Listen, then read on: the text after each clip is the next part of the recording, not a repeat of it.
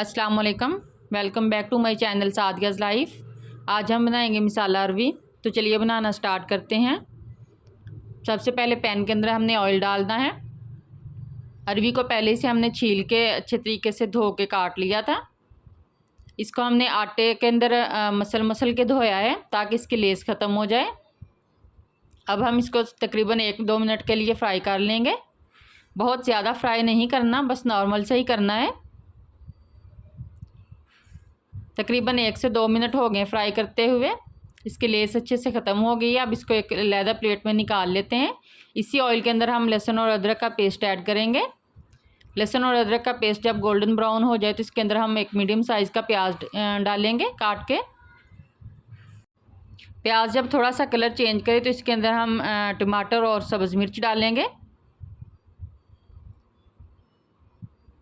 टमाटर मैंने 2 बड़े साइज़ के डाले हैं। आप अपनी अरवी के हिसाब से कम या ज़्यादा कर सकते हैं। मैंने सब्ज़ मिर्च ज़्यादा यूज़ की है और रेड मिर्च हम कम ही डालेंगे इसके अंदर।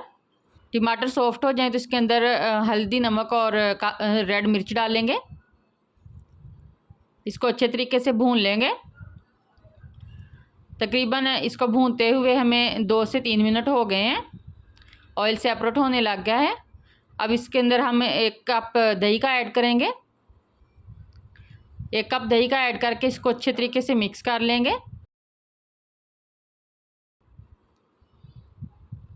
तकरीबन 1 मिनट के लिए हम इसको चम्मच चलाते हुए भून लेंगे, लो टू मीडियम आंच पे। अब हम इसके अंदर अरवी ऐड करेंगे।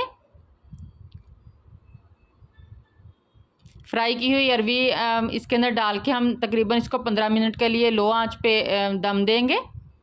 मैंने लंबाई में काटी है अरवी, अगर आप चाहें तो आप गोल भी काट सकते हैं। दोनों तरीक़ों से अच्छी बनती है।